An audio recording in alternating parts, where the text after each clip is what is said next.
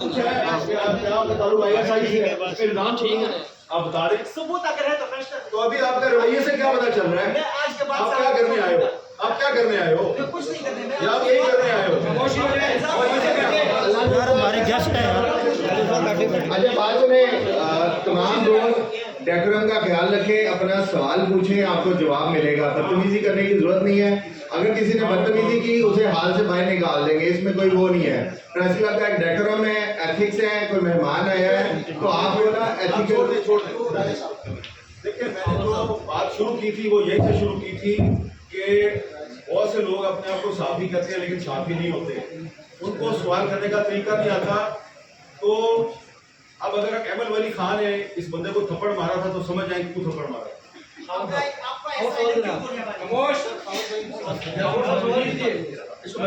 اچھا اگر راجہ صاحب جی آپ کا کیا سوال ہے؟ میر صاحب، کشمیری نژاد پاکستانی آپ کو خراج تحسین پیش کرتا ہے کہ آپ نے پاکستان اور کشمیری عوام کے درمیان ایک بہترین مؤثر کردار ادا کیا جو حالیہ ہماری صورتحال چل رہی ہے.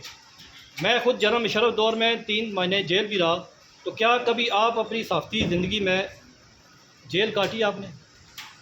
میں نے بطور صحافی پابندیاں تو بہت دیکھی ہیں، مقدمے بھی میرے پہ بہت ہوئے ہیں. میرے پہ 302 کا جھوٹا مقدمہ بھی ہوا، توہین رسالت کا مقدمہ بھی ہوا. لیکن گرفتار میں اسٹوڈنٹ جب تھا، میں اسٹوڈنٹ جنرل ضیاء اللہ کے دور میں اس وقت ایک دفعہ گرفتار ہوا تھا. لیکن بطور صحافی جب مشرف دور میں ہم تحریر چلا رہے تھے تو وہ کبھی کبھی ہمیں ڈیٹین کرتے تھے. یہاں پہ جب ہم دھرنا بنا دیتے تھے پھر چھوڑ دیتے تھے. لیکن اس طرح گرفتار نہیں میں یعنی کہ جیل میں ہم نے وقت نہیں گزارا. لیکن ہم تیار ہیں جیل بھی جانے کے لیے تیار ہیں.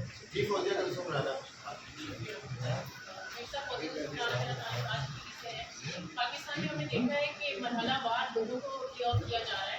کاشف عباسی سمیت اور ریسنٹلی منیسٹر کو لے آف کیا گیا ہے.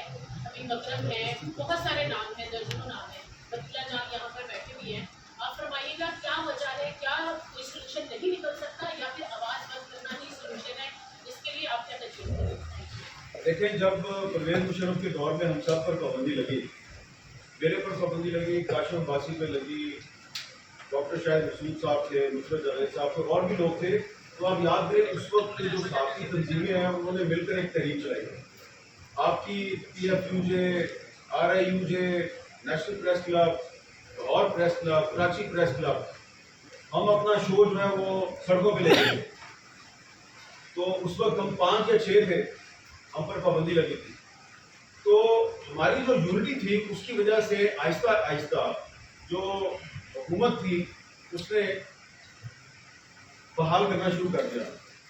اس دوران بھی یہ بھی ہوا کہ الیکشن ہوا 2008 کا، اور یوسف رضا گیلانی صاحب وزیر اعظم بنے. تو ان کے وزیر اعظم بننے کے بعد ہم بحال ہو گئے. اب میں نے جو بات پہلے کیا نا کہ جنرل ضیاء کے دور میں اور پرویز مشرف کے دور میں یہ پتہ ہوتا تھا کہ آپ کا دشمن ہے کون، تو ڈائریکٹ لڑائی ہوتی، آپ میں یونٹی بھی ہوتی. اس کے بعد یہ ہوا کہ انہوں نے آپ کو تقسیم کرنا شروع کر دیا. خاص طور پہ جب سلیم شہزاد والا ایشو ہوا تو مجھے یاد ہے کہ سلیم شہزاد صاحب کی شہادت کے بعد ہم سب پارلیمنٹ ہاؤس کے باہر سارے ٹی وی اینکر جو ہے ہم لائیو شو کرتے تھے وہاں. تو یہ ایک انوکھا واقعہ تھا پاکستان کی اسٹیبلشمنٹ کے لیے اور حکمران اشرافیہ کے لیے. یہ صحافی جو ہے یہ اکٹھے ہو کے تو مطالبہ کرتے ہیں کہ جی ایک عدالتی کمیشن بنایا جائے. تو اس کے بعد انہوں نے آپ کو ڈیوائڈ کرنا شروع کیا. آپ کے اندر ایسے لوگ پلانٹ کیے کہ جو رخنا اندازی ڈالتے ہیں، جو کہ صحافی نہیں ہوتے لیکن صحافت کے روپ میں، صحافی کے روپ میں وہ آپ کو ایک دوسرے سے لڑانے کی کوشش کرتے ہیں. اور اس کا نتیجہ آپ لوگوں نے دیکھا ہے. اب دیکھیں آپ نے صرف 1-2 نام لیے ہیں. اچھا کیا آپ نے مجھے سوال کیا. اب سچویشن یہ ہے کہ پرویز مشرف جو ایک ملٹری ڈکٹیٹر تھا، اس کے دور میں جب مجھ پر پابندی لگی تو ہم میرے سمیت صرف 6 لوگ تھے. یہ اسی طرح کی پابندی عمران خان کے دور میں بھی لگی، وہ لمبی تھی، میرے پہ 9 مہینے کی پابندی تھی. لیکن اس دور میں انفارچونیٹلی میرے حق میں صحافتی تنظیموں نے کوئی زیادہ आवाज़ नहीं उठाई, वो मुजाहरा नहीं हुआ, ठीक है जी। तो वो एक साइन था।